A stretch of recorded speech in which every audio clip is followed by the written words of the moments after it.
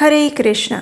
चैत्र नवरात्रि के आज चौथे दिन आप सबका स्वागत है। चैत्र नवरात्रि के चतुर्थ दिन पर माता कुष्मांडा की पूजा आराधना की जाती है। इसे देवी दुर्गा का चतुर्थ स्वरूप माना जाता है। देवी कुष्मांडा मुस्कुराती हुई देवी के नाम से भी जानी जाती हैं, जिनकी 8 भुजाएं हैं और अपने हाथों में अनेक प्रकार के अस्त्र शस्त्र धारण करती हैं। तो चलिए आज चैत्र मास के चतुर्थ दिन पर हम देवी कुष्मांडा से जुड़ी हुई एक पौराणिक कथा का श्रवण करते हैं। अगर आपको आज की हमारी ये कथा अच्छी लगे तो आप हमारे व्हाट्सएप कम्युनिटी ग्रुप के साथ भी जुड़ सकते हैं, जिसका लिंक नीचे डिस्क्रिप्शन बॉक्स में दिया गया है। वहाँ आपको प्रत्येक नवरात्रि और अन्य अनेक पर्वों के विषय में और भी जानकारियाँ हम साझा करते रहते हैं। तो चलिए आज की कथा आरंभ करते हैं।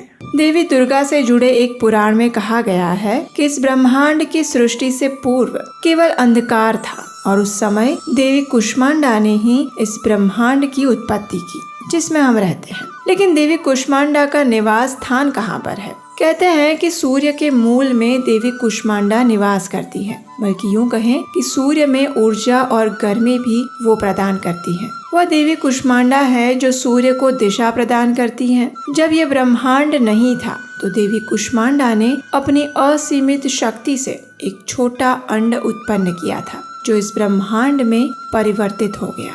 जब देवी कुष्मांडा ने इस ब्रह्मांड का निर्माण किया तो सर्वप्रथम उन्होंने अपने 3 नेत्रों द्वारा 3 देवियों को उत्पन्न किया। उनकी बाएं नेत्र से देवी महाकाली उत्पन्न हुई, जो कि भयंकर स्वरूप धारण किए हुई थी। उनके दाएं नेत्र से मुस्कुराती हुई देवी महासरस्वती प्रकट हुई। उनके तीसरे नेत्र से देवी महालक्ष्मी का उदय हुआ। कहते हैं कि ये तीनों देवियां पृथ्वी के सबसे पहले जीवन स्वरूप थी। इन 3 देवियों को प्रकट करने के पश्चात देवी कुष्मांडा ने इन तीनों पर अपना दृष्टिपात किया। सर्वप्रथम देवी कुष्मांडा ने देवी महाकाली पर दृष्टिपात किया और उनसे एक नर तथा मादा उत्पन्न हुए। नर का नाम हुआ शिव और उनके 5 मुख तथा 10 भुजाएं थी। जो मादा उत्पन्न हुई उनका नाम पड़ा देवी सरस्वती। उनका 1 मुख और 4 भुजाएं थी। इसके पश्चात देवी कुष्मांडा ने अपनी दृष्टि देवी महालक्ष्मी पर डाली और उनसे भी एक नर तथा मादा उत्पन्न हुए। नर का नाम हुआ ब्रह्मा और उनकी 4 भुजाएं और 4 सिर थे। जो मादा उत्पन्न हुई उसका नाम था देवी लक्ष्मी। उनका 1 मुख और 4 हाथ थे।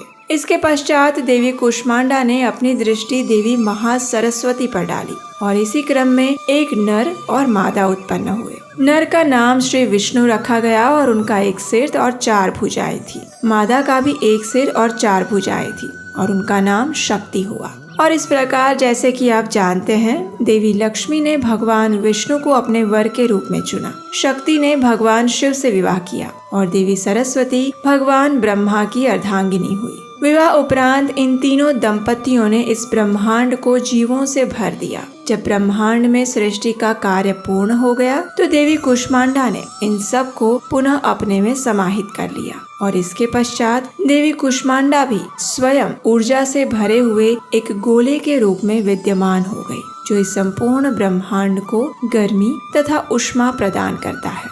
तो ये थी पुराणों में वर्णित देवी कुष्मांडा की पौराणिक कथा।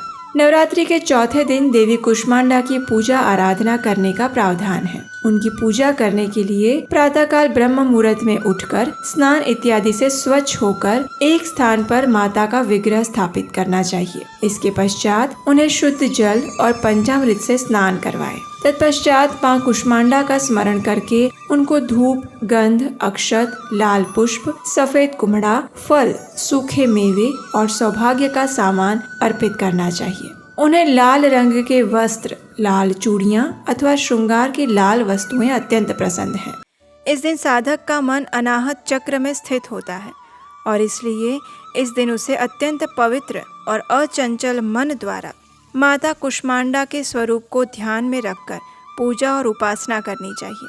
माँ कुष्मांडा की उपासना से भक्तों के समस्त रोग और शोक नष्ट हो जाते हैं। इनकी भक्ति द्वारा आयु, यश, बल और आरोग्य में वृद्धि होती है। माँ कुष्मांडा अत्यंत अल्प सेवा और भक्ति द्वारा भी प्रसन्न हो जाती हैं। इसलिए मनुष्य को सच्चे हृदय से उनके शरणागत होना चाहिए और जब वह ऐसा करता है तो वो अत्यंत सरलता से परम पद की प्राप्ति कर सकता है।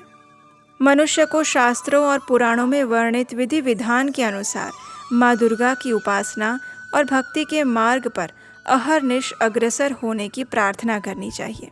माँ के भक्ति मार्ग पर कुछ ही कदम आगे बढ़ाने पर भक्त को उनकी कृपा का सूक्ष्मतम अनुभव होने लगता है। यह दुख स्वरूप संसार उसके लिए सुखद और सुगम बन जाता है।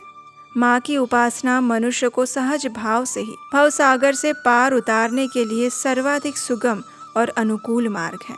माँ कुष्मांडा की उपासना मनुष्य को हर प्रकार की आधि व्याधि और उपाधि से मुक्त कर देती है, उसे सुख, समृद्धि और उन्नति की ओर ले जाती है। चतुर्थ नवरात्रि के दिन देवी कुष्मांडा को प्रसन्न करने के लिए इनमें से किसी भी मंत्र का जप कर सकते हैं।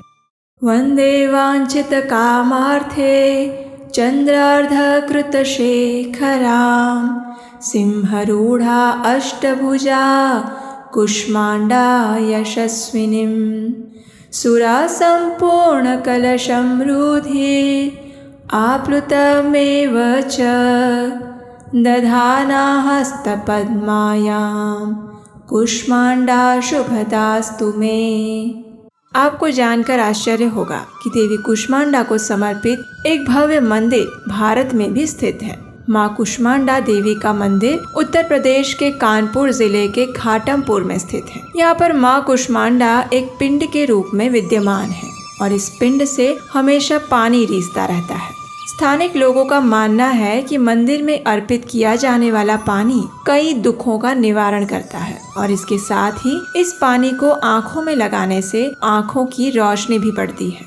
ईस्वी सन 1380 में राजा घाटम देव हुए, जो कि इस स्थान पर देवी कुष्मांडा के दर्शन करने के लिए आए थे और उन्होंने ही अपने नाम से घाटमपुर कस्बे को बसा दिया और देवी के लिए एक भव्य मंदिर का निर्माण किया। सन 1890 में इस मंदिर का पुनः निर्माण करवाया गया और यहाँ पर रहने वाले स्थानीय बंजारों के समुदाय ने यहाँ पर एक मठ की भी नींव रखी। उत्तर प्रदेश का कानपुर देश के सभी प्रमुख शहरों से रेल, सड़क और हवाई मार्ग से जुड़ा हुआ है। यहाँ पर आप किसी भी माध्यम से पहुँच सकते हैं। इसके अतिरिक्त देश में देवी कुष्मांडा को समर्पित कुछ अन्य मंदिर भी हैं। तो ये थी चैत्र नवरात्रि के उपलक्ष्य में चौथे दिन पर देवी कुष्मांडा की पौराणिक कथा और उनसे जुड़े हुए विशेष जानकारी।